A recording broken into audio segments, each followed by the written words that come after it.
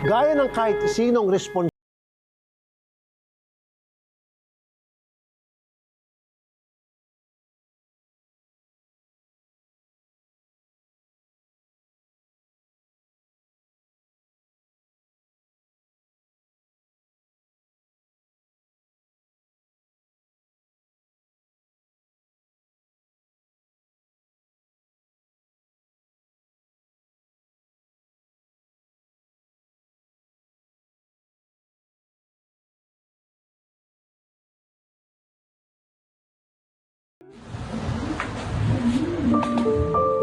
Inihain na ni Tisa ang tanghalian ng kanyang pamilya na tinolang manok. Pero bago kumain, pinuhos muna niya ang isang tasa ng ulam sa blender. Nilagyan niya na rin ito ng kanin. Dinagdagan pa ng konting tubig. Saka pinaandar ang blender.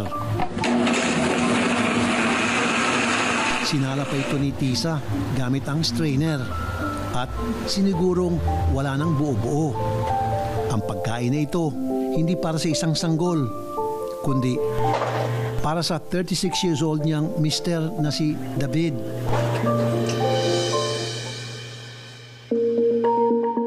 Nagsimula ang lahat nang minsang mahirapang kumain si David.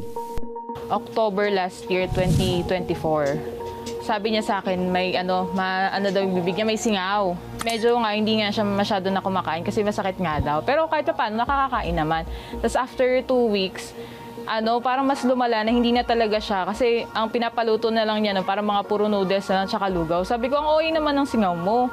Bakit hindi pa gumagaling? Dapat within 2 weeks, okay na yan. Tapos pagtingin ko sa bibig niya, hindi pala siya singaw. Para siyang puti-puti dun sa dila, tsaka dito sa bibig.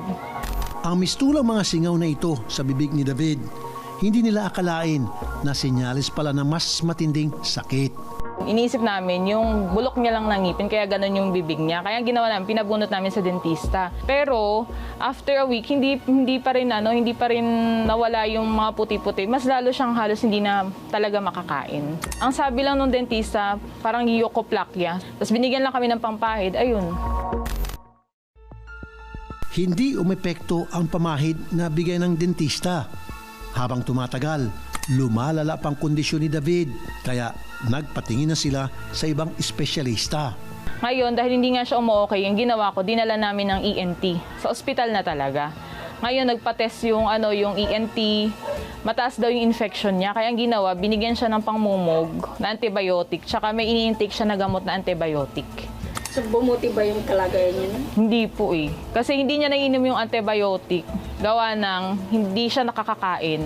Sinusuka niya lang yung antibiotic. Hindi kaya ng sikmura niya dahil wala pong laman eh. Walang laman yung tiyan niya eh.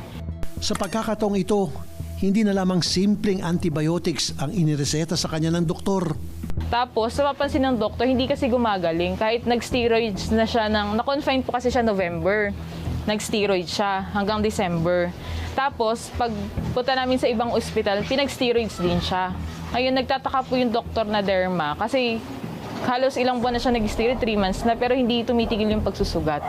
Ayun, parang doon na po nag-start yung doktor na magpagawa ng iba pang test. Kasi baka hindi lang yun infection o hindi lang yun bacteria yung nangyayari nga sa kanya. Sa puntong ito, ilang buwan nang nagpapa-ospital at nagpapagamot si David. Ngunit hindi pa rin bumubuti ang kanyang kondisyon.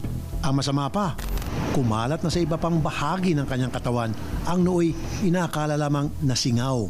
Parang nagpa-progress lang yung simptomas, 'di ba, sa bibig tsaka sa private part, tapos sa kamay. Yung mga dito, parang pag pinipindot niya, nagkakaroon ng discharge. Yung mata niya hindi na tumitigil sa pagmumuta. Tapos saka parang medyo namamaga. Yung tenga niya naglalabas din ng parang nana. Sunod-sunod na ganun yung nangyari. Hindi talaga umu-okay. Nitong Agosto, ang karamdaman ni David, nabigyan na rin ng pangalan. Lumabas po na autoimmune siya, tapos yung tawag, paraneoplastic pemphigus. Ang explanation po ng doktor, kapag may ganun ka daw na autoimmune, ibig sabihin, meron kang cancer o kaya tumor na tumutubo sa loob ng katawan mo. Bago magkasakit, isang napakasipag na motorcycle taxi rider si David. Si Tisa, stay at home at nag-aalaga sa 5 taong gulang nilang anak. Buong buhay ko po, simula nung magkakilala kami niyan, mag-asawa kami. Sana po kung kundi paglaanan sila eh. Kasi galing po ako ng hirap eh. Ayoko na maranasan ng anak ko yung nangyari sa akin. Ngayong nagbabalik na naman si David sa buhay na ika nga ay puro pahirap, hindi niya maiwasang maisip, paano kung sumuko na lang siya? Sinabi ko sa asawa ko rin na wag na tayong tumuloy. Nung una po, alam kong hindi niya kakayanin. Yun yung dahilan kung bakit po nagpa-uwi ako. Sabi ko talaga po, iuwi mo ako sa palanan eh. Ang plano ko nga po doon na lang ang abutan. Ngunit sa ganito mga pagkakataon, nasusubok ang sumpaan na mag-asawa. For better or for worse, till death do us part. Kaya si Tisa, handang ibigay ang lahat ng kanyang makakaya para mapagaling lamang ang asawa. Yung asawa ko sa yung tatay niya, kumbaga ilaban, sabi niya ilaban. Ano po, nung umuwi ako ng Isabela, sumuko na ako eh. Kung sinabihin ako ng tatay niya na, bata pa yung anak mo, parang ako, ba't ko gagawin yun? May gamot pa nga ba sa karamdaman ni David? Alamin yan sa pagbabalik ng kapatid mo.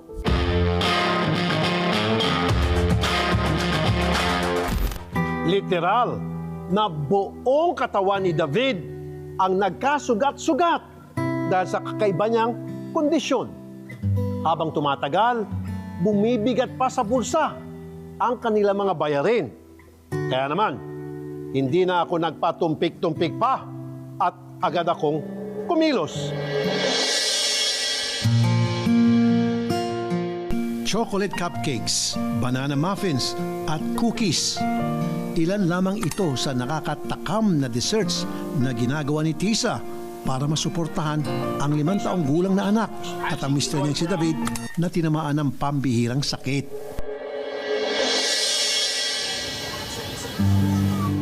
Nang sadyain namin ng pamilya sa kanilang bahay sa Caloocan, inabutan namin si David na halos nagpipigil na magkamot. Tad-tad siya ng mga sugat mula ulo hanggang paa. Nangangati po yung mga katawan ko. May sa braso, sa likod. Ang nanay ni David na si Elvira, lumuwas pa mula Isabela para tumulong sa pag-aalaga. Para akong kandila na nauupos, na hindi ko siya kayang matignan. Kaya pagkakaharap ko po siya, hindi ko lang siya tinitignan kasi sobrang nakaka-stress yung itsura niya. Naawa po kayo sa anak. Yes po, sobra. Kasi po siya yung anak na maalalahanin sa kanilang magkakapatid. Ilang kakilala ng pamilya ang nagsabi na baka supernatural o kakaibang elementong dahilan ng pagkakasakit ni David. Pero mas naniniwala pa rin daw si Tisa na nasa sensya ang kasagutan. Sabi, baka gawain ng tao, nainggit sa'yo, ganyan-ganyan. Ayan. Pero yun nga, hindi naman kasi kami talaga naniniwala sa ganun. Ako kasi personally, kung nakabase ako dun sa yung data, ayan, yung napatunayan ng test, ng ganyan. Ang sakit na tumama kay David, halos 500 kaso pa lang ang napapaulat sa buong mundo. Ayon yan sa US National Center for Biotechnology Information. Kailangan pang saliksikin, kailangang lumaban. Sobrang hirap po. Grabe, sobrang hirap. Kasi talagang parang yung buhay mo, pag-ikot. Ganun. Tapos ako lang lahat. Yan. Ang kaya mahirap. Mahirap talaga. Kasi siya naman yung dati. Nagpo-provide lahat, ganyan. Nag-aalaga sa amin. Ngayon, baliktad na. Ganun. Kaya medyo mahirap po. Kasi sabi ko nga sana, buti kung simpleng lang, sakit lang. Ganun, na-stroke ka lang. Kaso hindi. Mahirap na sakit pa yung tumama sa'yo. Kaya sobrang hirap. Kasi parang may araw-araw mo siyang nakikita na parang binabalatan ng buhay. Kasi nawawala yung balat eh. Laman na lang makikita mo. Kaya yun, masakit talaga. Halos 1 taon na ngayon mula na magkasakit si David. Ang kanilang lakas, hinuhugot nila sa isa't isa at siyempre sa dasal. Anong madalas na dinadasal? Namakayanan ko lang. Dati kasi nagtatanong pa ko, bakit? Bakit sa lahat ng sakit yun pa? Sa dami ng tao, bakit asawa ko pa? Ganun. Maging matatag, yan, maging malakas. Yung mentally, tsaka yung katawan para Maalagaan ko siya. Tsaka yung anak namin. Naku, superhero ko po yan. Kasi kanina nga naiiyak ako pag naririnig ko siya eh. Wala na po kasi ako magawa talaga. Siya na lahat eh. Sabi nga namin dalawa laban lang. Kung ano man yung maging resulta sa dulo, ang mahalaga, lumaban tayo. Kumbaga, yung mapapasa namin sa anak namin na, lumaban yung papa mo. Para sa'yo, hindi kami sumuko. Ginawa namin lahat ng paraan. Yun lang po yung lagi namin pinag-uusapan. Lalaban lang tayo, Ben. Kasi tagal na rin namin lumalaban. Susuko pa ba tayo? Ayun, ganun lang po lagi. Agad kaming nakipag-ugnayan sa isang eksperto upang malinawan ang sakit ni David. Para natin ma-diagnose o matumbok yung diagnosis ng paraneoplastic pemphigus, gusto nating tingnan yung iba ring laboratories kasi kailangan nating kumbaga i-rule out yung mga ibang diagnosis. Napaka-konti, napaka-rare nitong sakit na to. Naiilan lang yung mga kaso sa buong mundo. So wala tayong malakihang study na magagamit natin para aralin siya. Nagre-rely tayo sa mga reports na nakalabas sa literature tungkol sa mga pasyenteng nagkaroon na. Goal natin, since considered siya an autoimmune disease, nakasabay ng lymphoproliferative disorder, is i-identify natin dapat yung lymphoproliferative disorder as best we can. Dahil magtatagal pang gamutan ni David, heto ang pang-isang buwang groceries at tulong pinansyal para makabawas naman sa kanilang pasanin. Sa hospital po siya ngayon, nag-antay po siya para po ma-open biopsy. Kaya po yung itong tulong po na binigay ni Senator Raffy, sobrang laking po tulong po talaga nito kasi yung mga expenses po na gagamitin doon sa hospital talagang kailangan talaga namin. Kaya maraming salamat po. Senator Raffy, sana po ay bigyan pa kayo ng mahabang buhay upang patuloy na makapagbigay po ng tulong sa amin. Malaking bagay po itong lahat ng mga ito. Salamat po na marami. Salamat po. Salamat po, Senator Raffy, sa tulong. Thank you po.